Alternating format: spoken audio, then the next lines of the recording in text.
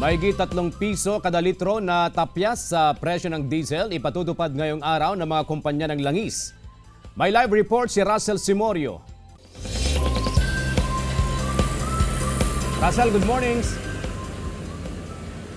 CJ, good morning at good morning sa ating mga kapuso. Napakaganda ng gising ngayon ng mga motorista dahil epektibo na ang big time oil price rollback na ipinatupad ng mga kumpanya ng langis. Kaya kaninang umaga sa pag-iikot natin sa ilang gasoline station dito sa Dagupan City, sinamantala na ng mga motorista ang magpakarga ng gasolina bago pa man sila pumasok sa kanilang trabaho at opisina o bago pumasok sa paaralan ay talagang nagpakarga na sila ng gasolina. Ilan nga ba ang bawas presyo na ipinatupad ng mga kumpanyang langis ngayong araw? Silipin natin ang datos mula sa Department of Energy na sa 3 piso ang bawas sa kada litro ng diesel at aabot naman sa 2 pesos and 30 centavos ang bawas presyo sa kerosene habang umaabot sa 70 centavos ang bawas sa presyo sa kada litro naman ng gasolina. Bagamat maliit na bagay doon sa gasolina, malaking tulong na raw yan para madagdagan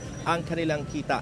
Ayon sa Autopro Pangasinan, isa sa pinakamalaking transport group dito sa Pangasinan, ang regular kasi na konsumpsyon ng mga jeepney na gumagamit ng diesel ay umaabot sa 15 liters hanggang 20 liters a day sa kanilang buong maghapon na pamamasada. Kaya kung 3 piso ito nga bawas presyo sa diesel, aabot sa 45 pesos hanggang 60 pesos ang matitipid nila sa isang araw. Kaya malaking bagay na yan pambili ng bigas. At syempre, asahan pa raw dyan yung tuloy-tuloy na rollback sa mga susunod na linggo kung hindi magbabago ang presyohan ng langis sa pandaigdigang merkado.